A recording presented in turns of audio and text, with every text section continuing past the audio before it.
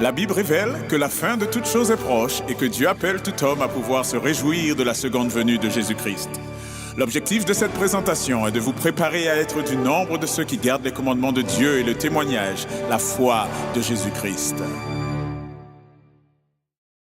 Le texte de base de notre méditation de ce soir se trouve en Matthieu, chapitre 7 et au verset 1. Je vous invite à vous rendre avec moi en Matthieu, l'évangile selon Matthieu, chapitre 7, et lisons là le verset 1, je vous prie, où il nous est dit: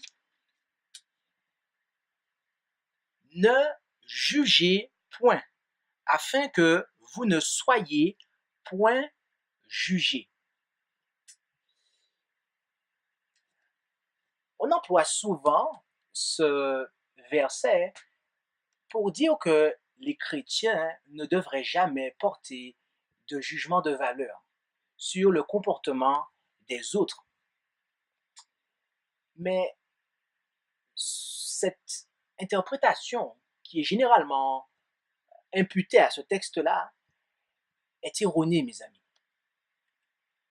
Oui, elle est erronée, car à de nombreuses reprises dans l'Écriture, les croyants sont appelés à juger. Ok? Et nous allons considérer ces textes-là, où il nous est dit que les croyants doivent juger. Mais avant de les considérer, je souhaiterais vous signaler que le mot qui est traduit en Matthieu 7, verset 1 par juger, vient du terme grec krino. D'accord? Retenez bien cela.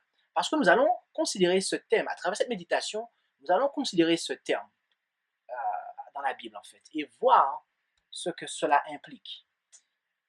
Je vous invite à considérer Jean, l'évangile selon Jean, chapitre 7 et le verset 24. Nous avons dit que nous allons en Jean, chapitre 7 et au verset 24.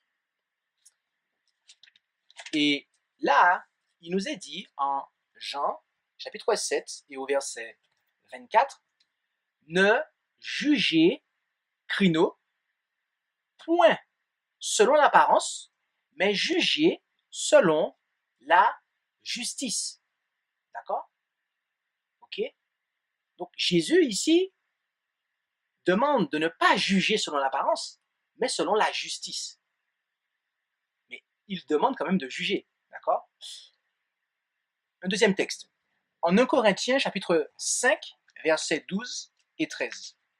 1 Corinthiens, chapitre 5, versets 12 et 13.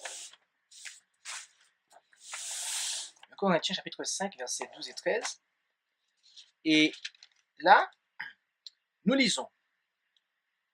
Et lisons, excusez-moi, à partir du verset 9, pour avoir le contexte. Je vous ai écrit dans ma lettre de ne pas avoir de relation avec les impudiques.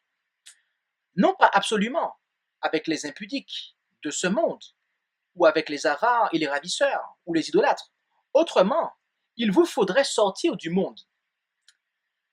Mais ce que je vous ai écrit, c'est que si quelqu'un qui se nomme frère est impudique, ou avare, ou idolâtre, ou médisant, ou ivrogne, ou ravisseur, vous n'ayez pas de relation avec lui. Vous ne mangiez pas même avec un tel homme. En effet, qu'ai-je à juger, crino? Qu'ai-je à juger, crino, ceux du dehors? N'est-ce pas à vous de juger, crino, ceux du dedans? Verset 13. Quant à ceux du dehors, Dieu les jugera, crino. Ôtez donc le méchant du milieu de vous. Voyez-vous, ici, bien souvent, juste une parenthèse, bien souvent, nous, en tant que chrétiens, nous médisons, nous pratiquons la médisance. D'accord? Nous pratiquons la médisance. Et nous aimons justement juger les autres, dire, ok, faire ce travail-là, dire des choses mauvaises sur eux.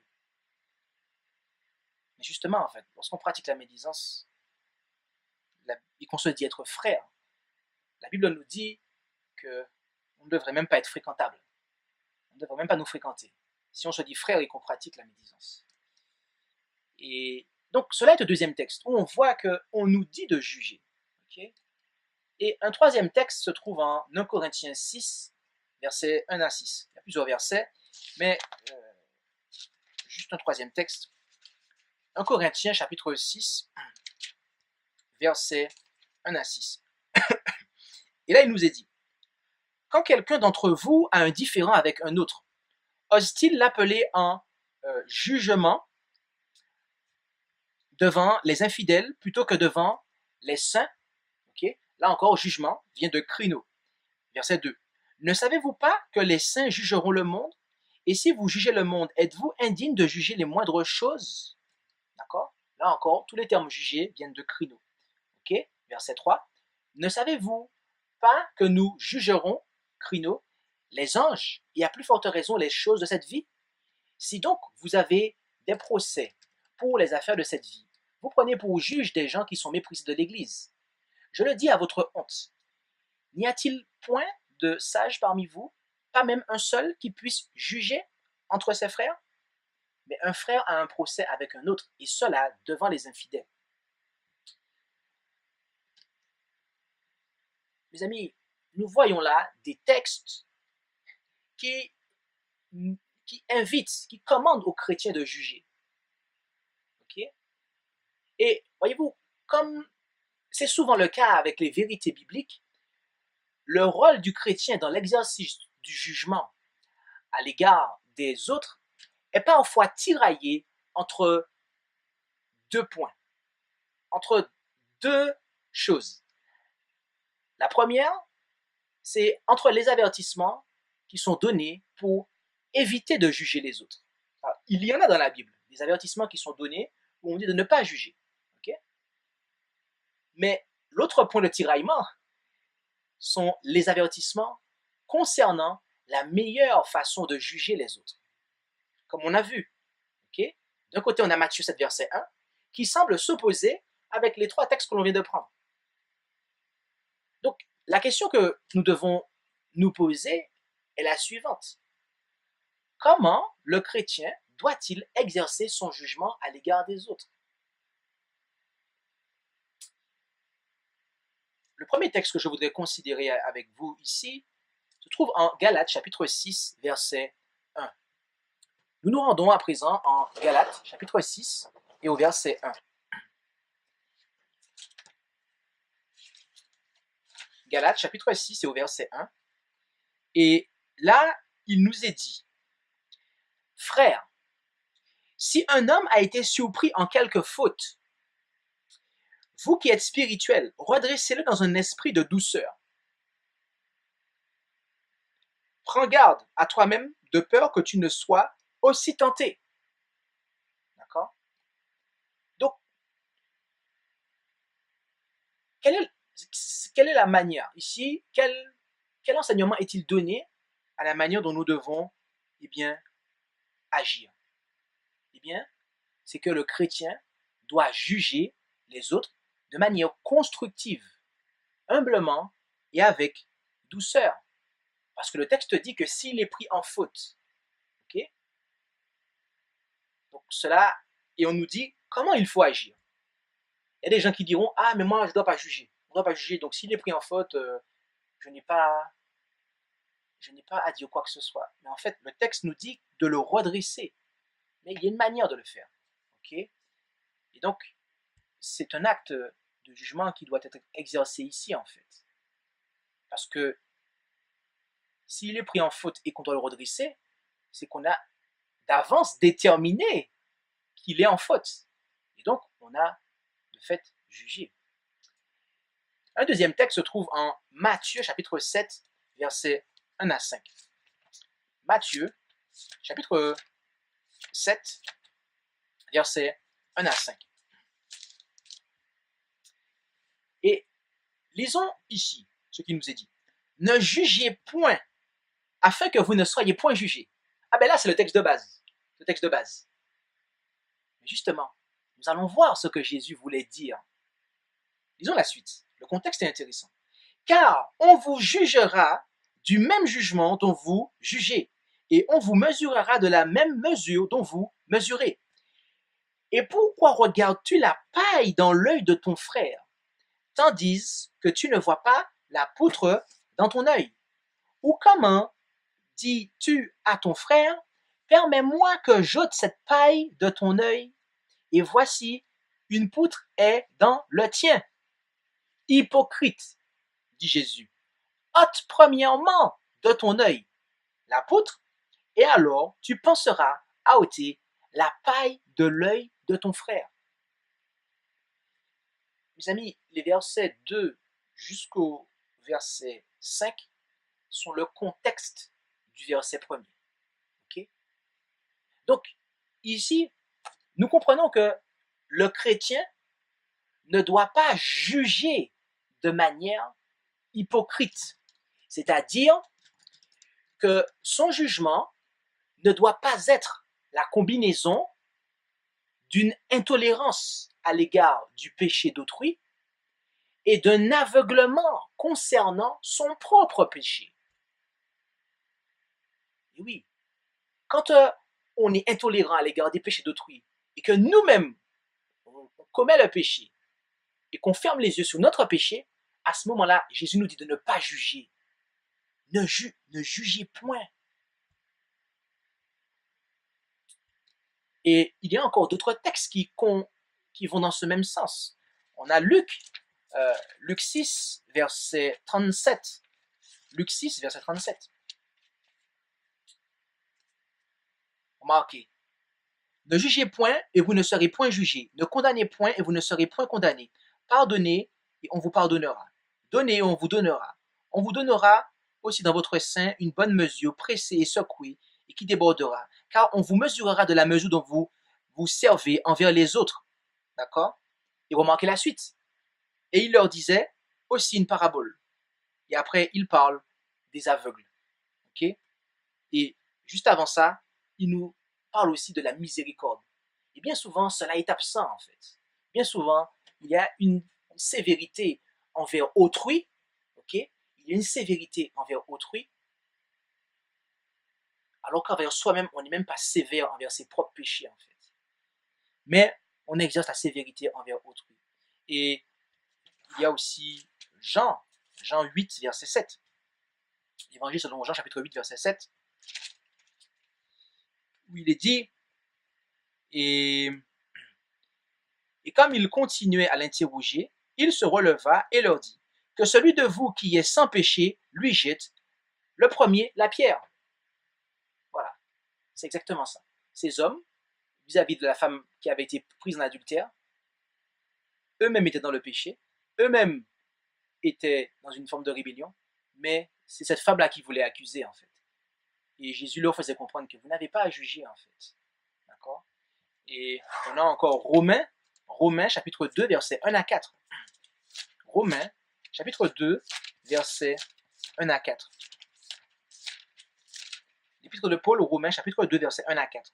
Où il est dit, toi donc, ô homme, qui que tu sois, qui juge, tu es inexcusable.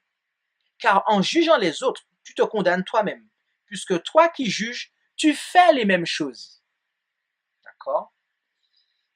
Et verset 2, car nous savons que le jugement de Dieu contre ceux qui commettent de telles choses est selon la vérité.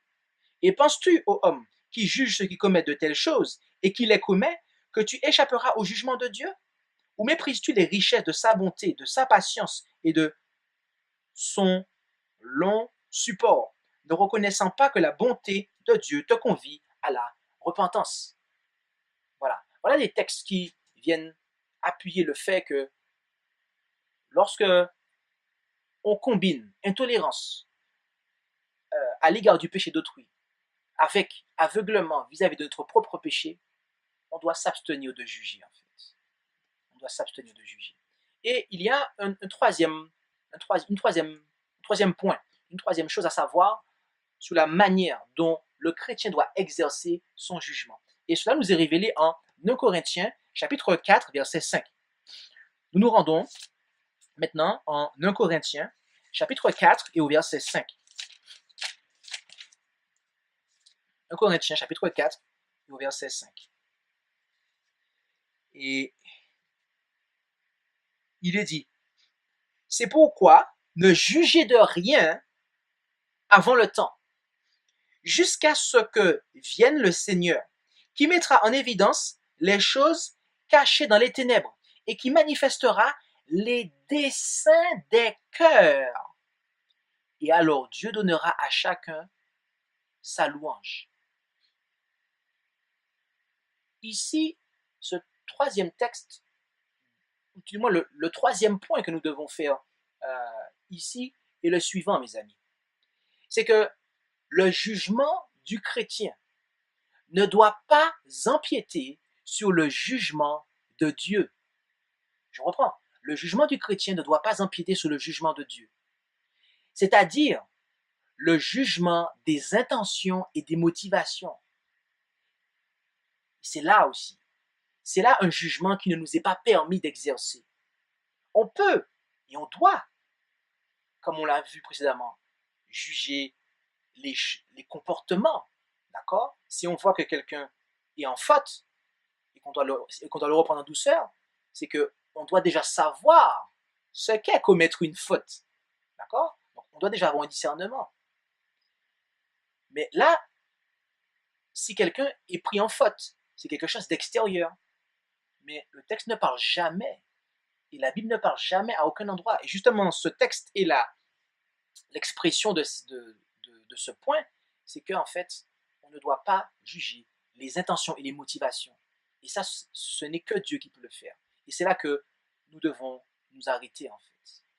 Tout ce qui est extérieur, si quelqu'un est pris en péché de mensonge, on le voit, on sait qu'il a menti. Donc on peut dire, mais pourquoi tu as menti? Tu sais que c'est pas bien de mentir, par exemple. Là, on juge. Mais par contre, on ne peut pas dire que, ah, mais là, il est en train de mentir dans sa tête. On peut pas déterminer comme ça, au flair. Non, on n'a pas à juger les intentions et les motivations. Alors, pourquoi parlons-nous de jugement? C'est parce que, mes amis, il est important de juger et de savoir juger. Il est important de réaliser que nous avons un jugement, que nous devons exercer ce jugement, que nous devons en fait discerner les choses. Jésus encouragea d'ailleurs cela. Remarquez Luc 7. Luc 7, versets 41 et 43. Luc chapitre 7, versets 41 à 43. Un créancier avait 2 débiteurs. L'un devait 500 deniers et l'autre 50. Et comme il n'avait pas de quoi payer, il leur remit à tous deux leurs dettes. Dis-moi donc, lequel des deux l'aimera le plus? Simon répondit, j'estime que c'est celui à qui il a le plus remis. Jésus lui dit, tu as fort bien jugé. Voyez-vous? C'est le même terme ici encore. Ok? C'est le même terme, c'est krino. Jésus lui dit, tu as bien jugé. D'accord? Nous devons être capables, mes amis, de juger. Autrement, nous ne comprendrons pas l'amour de Dieu aussi.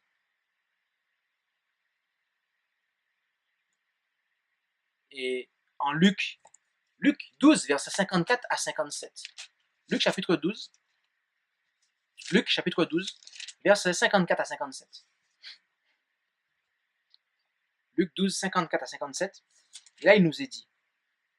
Il disait encore au peuple, quand vous voyez une nuée qui se lève du côté d'Occident, vous dites aussitôt, il va pleuvoir. Et cela arrive ainsi. Et quand le vent du midi souffle, vous dites, il fera chaud. Et cela arrive. Hypocrite. Vous savez discerner l'aspect de la terre et du ciel. Comment donc ne discernez-vous pas ce temps-ci? Verset 57. Et pourquoi ne discernez-vous pas aussi par vous-même ce qui est juste? Ici, discerner par vous-même, Cela vient de krino, en fait.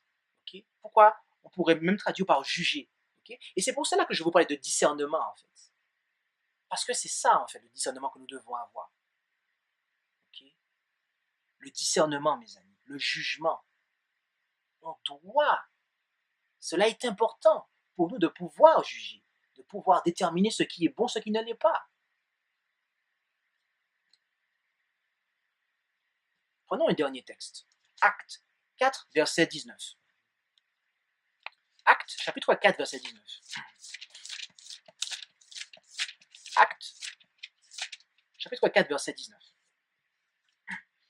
Le dernier texte de cette méditation, qui est en fait presque une étude biblique. Mais nous avons besoin de comprendre ces choses, mes amis. Car trop souvent, on nous a dit de ne pas juger. Pour en fait nous dire de ne pas discerner, de ne pas exercer notre discernement. Et pourquoi cela? Eh bien, pour ne pas qu'on puisse voir les péchés, pour ne pas que ceux qui nous disent de ne pas juger, pour ne pas qu'on voit leurs péchés, en fait. Ils nous disent de ne jugez pas, ne jugez pas. Mais en fait, c'est que pour que nous-mêmes, on ferme les yeux sur leurs péchés. Acte 4, verset 19. Mais Pierre et Jean leur répondirent, jugez s'il est juste devant Dieu de vous obéir plutôt qu'à Dieu. Jugez, ont-ils dit, Pierre et Jean. Jugez s'il est juste devant Dieu de vous obéir plutôt qu'à Dieu. Nous devons être à même, mes amis, de savoir, de déterminer, de discerner, de juger. De manière à ce que nous puissions obéir à Dieu plutôt qu'aux hommes. Parce que c'est là la finalité, mes amis. C'est là la finalité. C'est là la finalité. Et voilà comment je vais conclure cette méditation. Mes amis, la loi du dimanche approche, voyez-vous. Et ceux qui n'auront pas un jugement exercé, eh bien, qu'est-ce qui va se passer? Qu'est-ce qui va se passer? Eh bien, ils obéiront aux hommes plutôt qu'à Dieu. Oui. Ils obéiront aux faux prophètes plutôt qu'au message du troisième ange, mes amis, que Dieu envoie. Voyez-vous. Le message du troisième ange, mes amis, est un message qui appelle les hommes à juger, à discerner les choses, à avoir un discernement. Parce que c'est un message de mise en garde contre la bête et son image. Donc cela appelle à juger, cela appelle à discerner. Mais tous ceux qui sont opposés à ce message, qu'est-ce qu'ils disent? Ne jugez point. Ne jugez point. C'est tout ce qu'on trouve à dire. Arrêtez de juger, ne jugez pas. Et on n'explique jamais aux gens ce que la Bible déclare sur le jugement exactement. On n'harmonise jamais pour le peuple ces versets qui semblent se contredire, alors qu'il n'y a pas de contradiction, mes amis.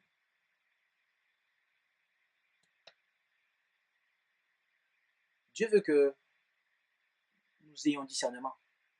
Au ciel, nous allons juger les anges déchus, mes amis. Donc, sur terre, nous devons être capables de discerner les œuvres des ténèbres de celles de la lumière. Nous devons savoir juger ce qui est bien de ce qui n'est pas bien, mes amis. Non pas dans les cœurs, mais dans la manifestation, dans ce qui est manifeste, dans ce qui est révélé. Puisse Dieu nous aider à juger comme nous devons le faire, comme Dieu nous demande de le faire, de sorte que nous ne nous laissions pas piéger par l'ennemi ainsi que par ses agents. Puisse Dieu nous bénir. Amen. Merci d'avoir écouté cette présentation avec intérêt. Pour plus d'informations, consultez notre site internet lereste.org et suivez-nous sur Facebook ainsi que sur YouTube à @lereste. Vous pouvez aussi nous contacter par email à info@lereste.org ou par téléphone au plus 33 6 12 60 13 69.